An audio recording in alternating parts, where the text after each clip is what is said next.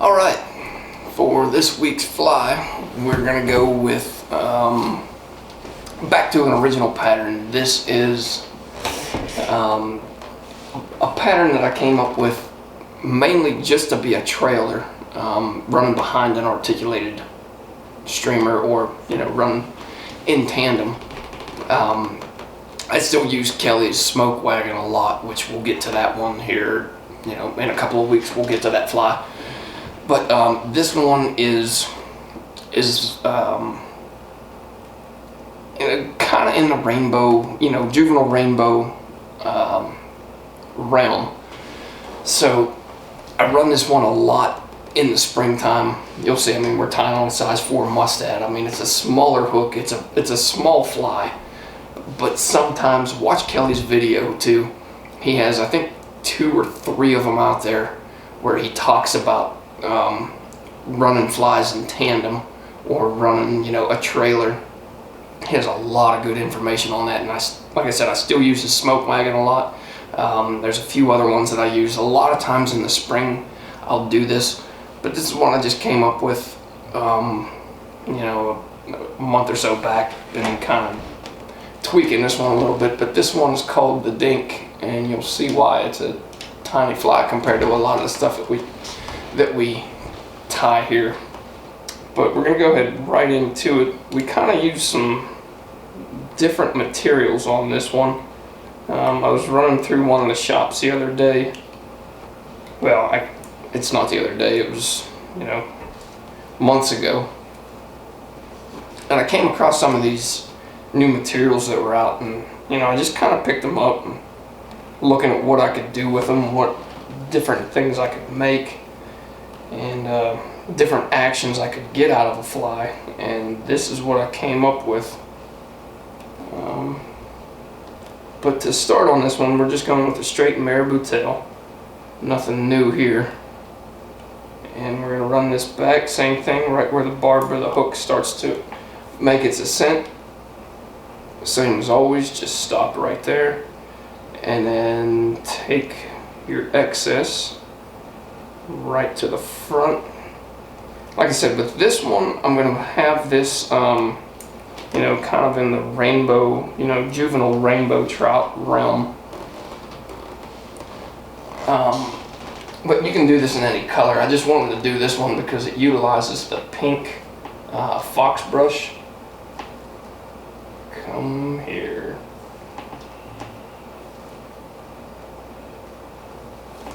There we go.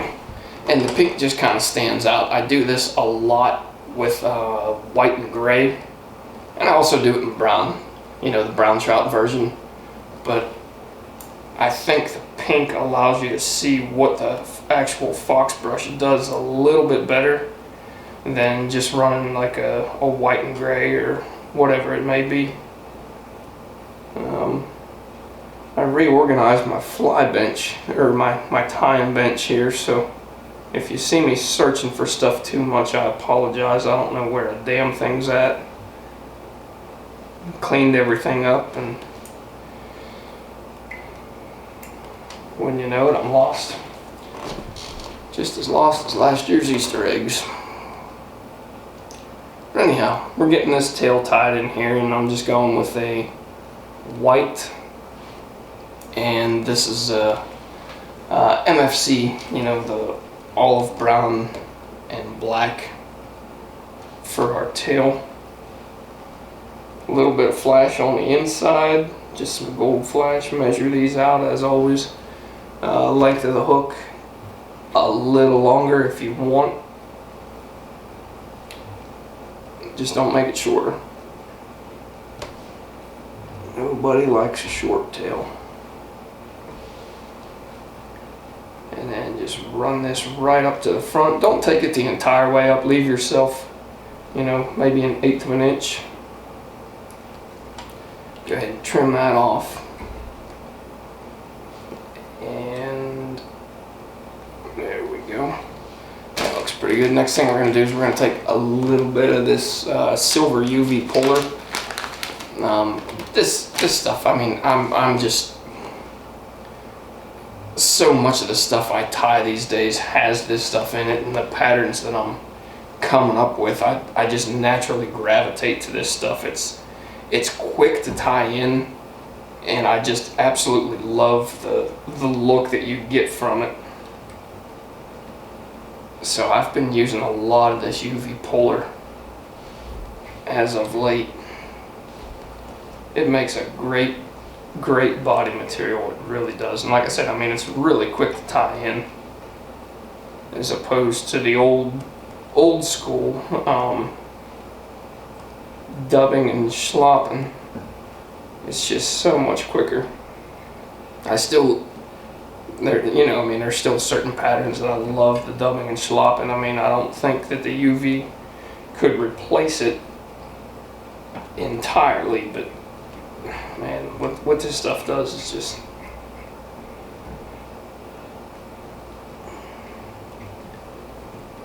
this stuff definitely has a place in the streamer world for sure.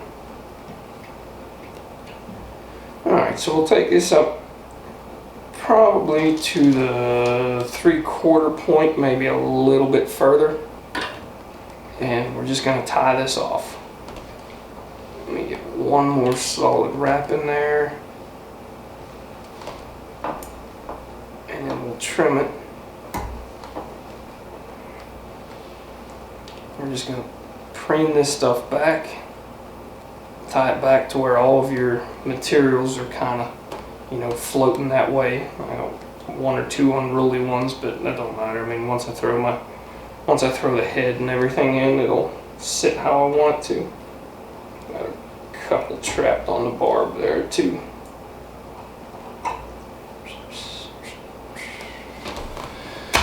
Alright, so next we're going to take this, I was talking about the new material that I found. I don't know if this is a new material. It's new to me, so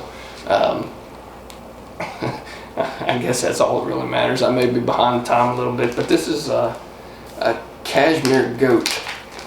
I saw this when I was walking through the shop, and I was like, oh man, that's just screaming something to do with streamers. So the first couple attempts with it were an absolute failure. I tried to use this as a tail, and it doesn't have the bulk. It doesn't have, you can see, I mean, as you get to the working materials here at the end, I mean, it disappears virtually to nothing.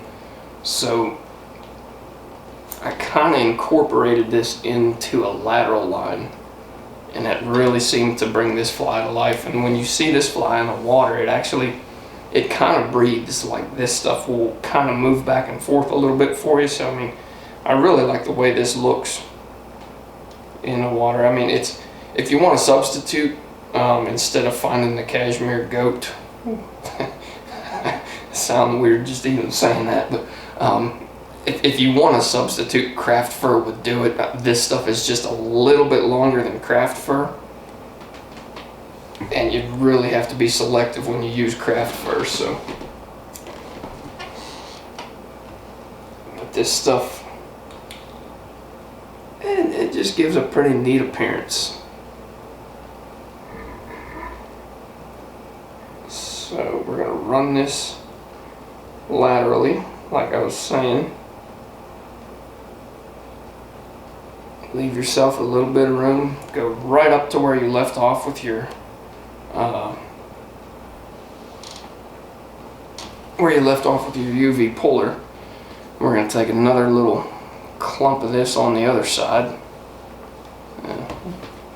That stuff decided to fall out.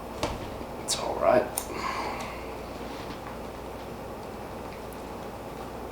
We're going to take another clump on the opposite side, and we're going to measure this out and make sure our width is in the ballpark. I mean, it doesn't have to be perfect, but you do want them kind of close to one another.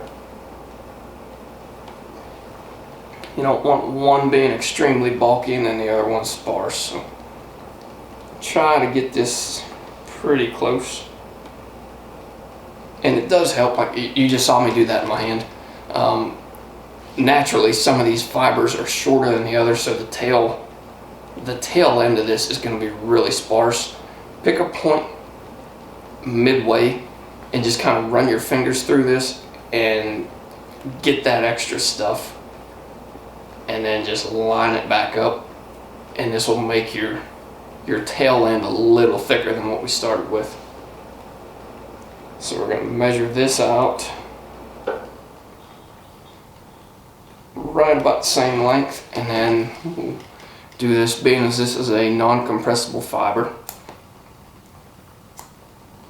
I'm just going to cut this right at an angle. I don't know how well you're able to see that, but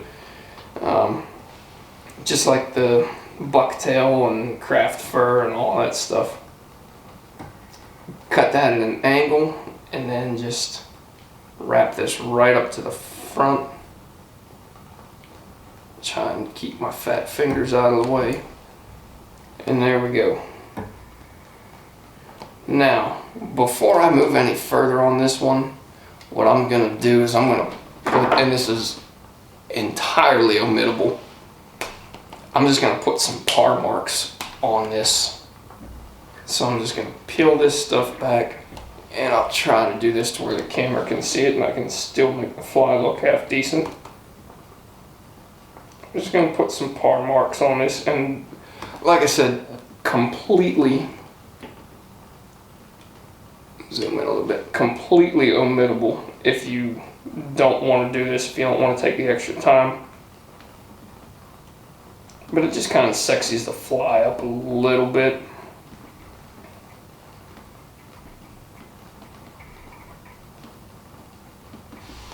And then we'll do the same thing on the other side.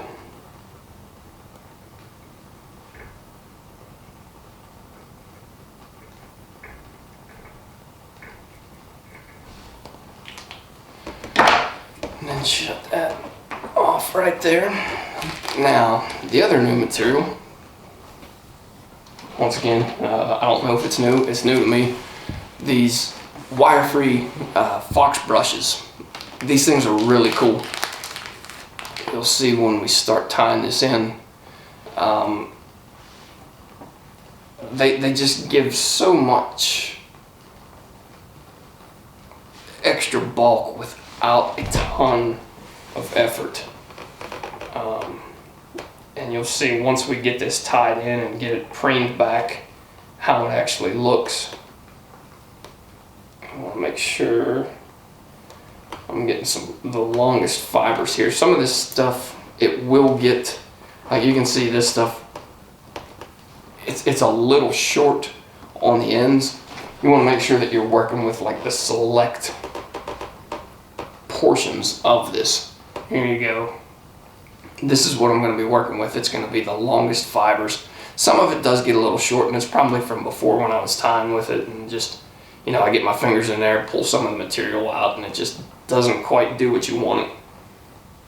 But we're going to go ahead and get this tied in. Now it will build bulk rather quickly, and I'm saying this not bulk in a good way, bulk when you're tying it in. It will build some bulk just because, you know, I want to say I think there's 4 pretty thick pieces of nylon running through this, and it will build up. So I mean, tie in as little as possible, just enough to where it's secure and you're not running it to the head to where you have too much bulk on your head and then it just winds up being a mess. Tie in as little as possible here, and then just take this. We're gonna do probably 4 to 5 wraps, just one right in front of the next, leaving a little bit of room to put our head in.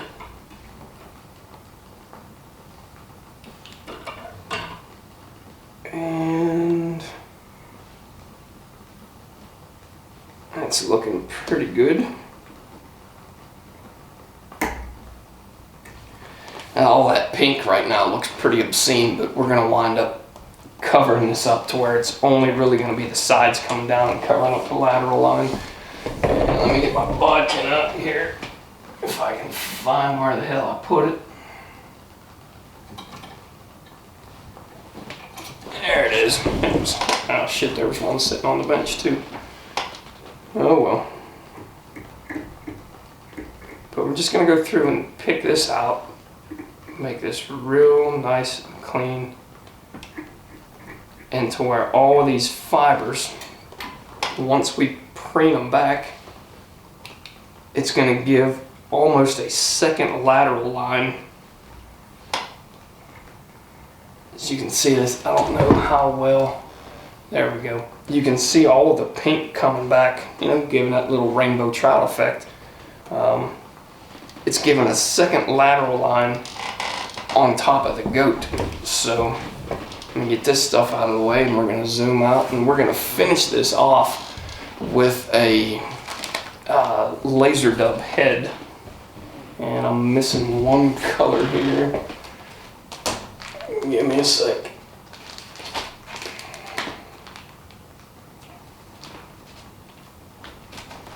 I did such a great job this time in organizing my materials before I started dyeing. But we're going to take just a little bit of white. This is going to be our bottom section. And I really don't need to be zoomed out for this portion of it because we're not doing anything other than tying in a single material. But we're going to stay zoomed out for the next portion, because we do something a little bit different on that. Just run this underneath. Don't worry about the length or anything. I did this originally, same thing with the rainbow riffle, the October. Originally I did this with just pure olive laser dub. It sticks out way too much, the pure olive, when it's in the water. It doesn't look good to me. It looks fine on the fly, but as you're tracking it in the water and you see it, it's like, that's just way too bright. So what I do is just take this olive and brown, mix it together. Coffee grinders work really well for this. When I was a kid, I used a blender. No, I got away with that one. I didn't get in trouble for it, but I did use a blender. Sorry, Mom. But I used to use a blender to mix some of this stuff up. But yeah, I figured the juice wasn't worth the squeeze, so just mix it by hand. If you have spare blenders, coffee grinders, whatever it may be, hanging around, go ahead and use it, but don't mention my name if you get caught. We're just going to take this olive and brown mix, throw this right on top here, and I'd like just a little bit more white underneath. So we're going to take just a small piece, throw this under. Oh, get back here.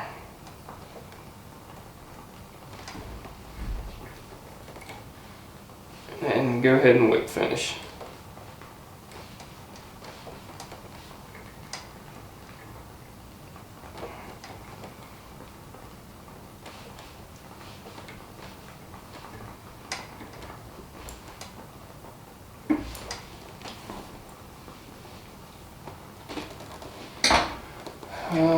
I guess I should get zoomed in here so y'all can see what the hell I'm doing.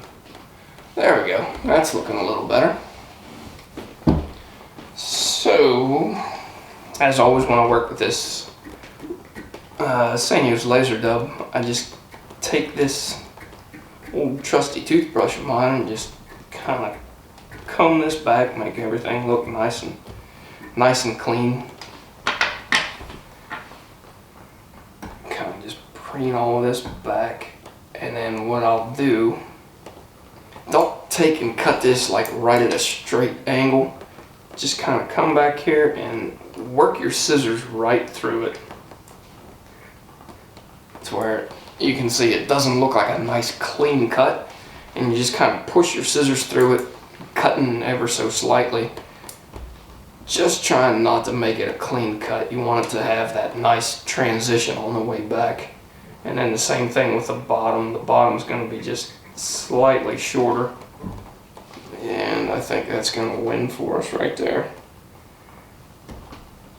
It's pretty close.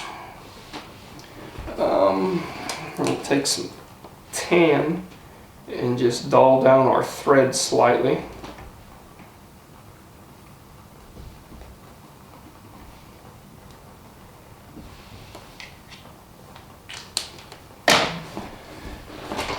And the very last thing we're going to do is we're going to take some 7mm eyes from, these are the fish skull fire, and I just dropped one. I'll pick that up after the video's done. The fish skull fire, I love these things. I'm drawn to this red color more so than anything. I don't know why, I just like the way that it turns out. I like the way that it looks. But we're just going to take this right over the top here. Throw down some glue. By the way, this Loctite gel, Loctite super glue, ultra gel control, this stuff is the absolute best for putting on eyes. I do it a lot with the D&Ds. I'm trying to think, the rainbow riffles, anything where I'm putting eyes in like this, this is my go-to. I absolutely love this stuff. The reason so, I mean, it doesn't kick extra quick, and it, like with the Zap, or you guys can see me using, if you watched the other videos I used the Gorilla Glue a lot, this stuff here. This stuff's still good. It's just a lot thinner than this gel, so use this stuff. I mean, it's so easy to work with. It doesn't make a mess, it doesn't run. You can see I'll throw this glob down in here. I don't know if you can see that glob at all, but I can take and just rotate this fly around everywhere, and that glob's still in the exact same place. All you do is throw your eye on top of this, touch it with your scissors, and it's locked. I mean, these things are in place, they're perfect. This stuff is freaking awesome. The best stuff I've used for putting eyes on, so I highly recommend it. So there we have our eyes in place, and if you want to, you can take some UV and you can throw it around there and, you know, hit it with a torch, all that stuff. I don't really find it necessary because that Loctite really does a job. But there it is. Hopefully, let me zoom back in here and make sure. Okay, yeah, my cradle wasn't in the way too much. I hate when I do that. I had to refilm a video here not too long ago. My cradle got in the way. I think it was the Clouser, you know, a month or so back that I did, and my cradle was in the way the entire time, and I had to reshoot it because I was a dumbass. But anyhow, there is the Dink. Like I said, I run this as a trailer a lot, especially in the springtime. It just seems like, you know, when the juvenile fish are schooling, it's an opportunity that you need to try to exploit. So run this behind an articulated, run it behind another one of these, whatever it may be. But, you know, maybe, I think Kelly explained in his video, an arm's length of tippet behind your articulated fly, and tie it on. Let me see if I have one laying around here. One thing that he explained was to tie it on the front hook. Don't tie it on the back, because the front, it won't limit the articulation and it still doesn't file up as much. So that's a tip. But like I said, check out his videos. He explains it a hell of a lot better than what I do, and he doesn't fumble over his words near as much.